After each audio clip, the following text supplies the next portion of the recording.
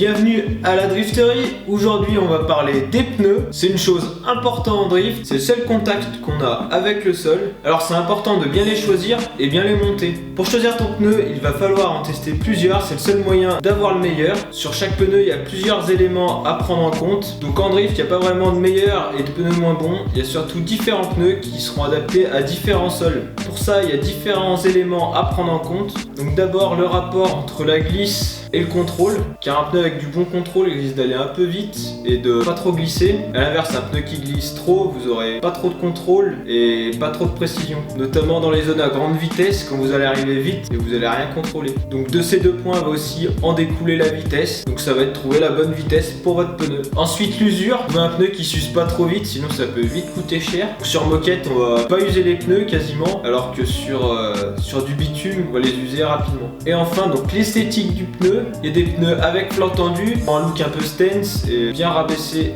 votre carrosserie. Il y a aussi donc des pneus avec des marques sur les flancs en blanc et puis des pneus avec des rainures donc pour imiter les vrais pneus, donc qui sont pas forcément slick avec des petites rainures. Voilà, et enfin la forme du pneu, donc il y a des pneus plats et des pneus arrondis, des pneus carrément ronds. Voilà, les pneus carrément ronds c'était utilisé au début du RWD pour avoir vraiment un train avant qui grille tout le temps même avec le carrossage et la chasse, mais maintenant c'est plus trop à la mode. Pareil sur votre châssis, je vous conseille d'utiliser les 4 mêmes pneus. Donc ça c'est un peu comme la forme des pneus ronds, les pneus différents à l'avant et à l'arrière, ça se faisait pas mal au début du RWD, mais maintenant avec les nouveaux châssis, les nouvelles connaissances, les réglages, on arrive à récupérer ça, à pouvoir rouler avec les 4 mêmes pneus, c'est quand même plus sympa. Au niveau des marques, ce que je peux vous conseiller, donc il y a DS Racing, il fait des super pneus, une gamme très étendue. Il y a Yokomo, donc eux ils ont que 2 pneus mais c'est des très bons pneus. Il y a Carpet et Asphalt. Voilà, MST a une grande gamme aussi mais j'ai jamais utilisé leurs pneus. Voilà, il y a aussi plein d'autres marques, RCR, Topline, qui font des pneus mais j'ai moins utilisé. J'oublie aussi les HPI Racing T-Drift, donc c'était dans les premiers pneus qui se sont faits en RC Drift, c'était pas mal utilisé en Europe il y a 5 ans. Ils vont très vite et du coup, type de glisse c'est pas super sympa.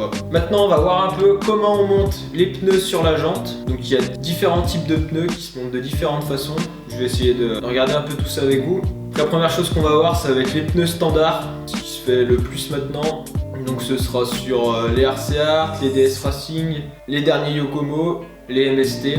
Donc pour ça je vais prendre une jante, je vais pousser un peu le bol qui servira tout à l'heure. Donc tous ces pneus là se montent avec de la mousse.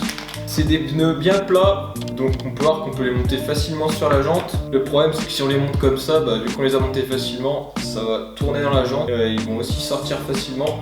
Donc pour éviter ça, on va rajouter un peu de mousse autour de l'intérieur de la jante, comme ça. Quand on a fait le tour, on coupe. Donc soit vous avez que de la mousse un peu plus large que ça, ou sinon vous avez aussi, donc, pour certains pneus, des O-rings qu'on vient placer à côté de la mousse. Et donc ça va empêcher votre pneu de tourner après. Maintenant on va mettre le pneu. Qu'à savoir que sur la plupart des pneus il y a des flancs tendus, là, plus ou moins prononcés. Donc ça va aller à l'extérieur du pneu. Sur les Yokomo il y a aussi un point à la fin, donc c'est marqué par exemple pour les Yokomo Carpet, Yokomo C, et à la fin il y a un point. Donc là c'est les RCR qui se montent de l'extérieur vers l'intérieur. Les Yokomo ce sera l'inverse, on prendra l'intérieur. Là je prends ma jante, le pneu je le mets bien dans le bon sens, hop, et je pousse comme ça. Ça va venir pousser le O-rings, donc là, hop, faut un peu forcer des fois. Et là mon pneu est mis dans le bon sens, le O-ring ça l'a un peu décalé comme ça, et il est bien en place.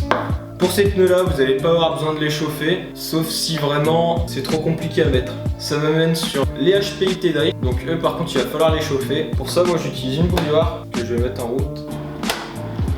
Une fois que le bout, je verse dans un bol.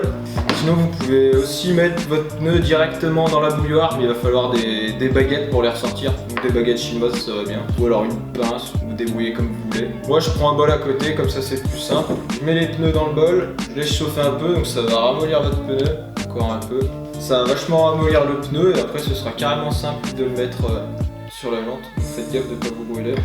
Hop, et là vous pouvez le mettre sur la jante facilement. Et donc ensuite ça va durcir en se refroidissant et votre pneu ne bougera plus du tout. Voilà, il me reste à parler des anciens pneus Yokomo. Les pneus Yokomo, donc ça c'est les anciens carpettes. Ils sont en deux parties vu que sur la carpette ça use pas les pneus. Donc il y a vraiment une fine partie de pneus glissants et avec un gros insert. Donc là il y a un sens, donc le rebord on le met à l'extérieur. Hop, on le met autour de la jante. Voilà, et une fois que la serre est bien en place, on vient prendre donc le pneu. Donc sur les Yokomo ça va être le flanc où il y a un point à la fin de la marque. Là encore une fois, si c'est trop difficile, hop, vous pouvez mettre le pneu au chaud. Et voilà, mon pneu est monté sur la jante.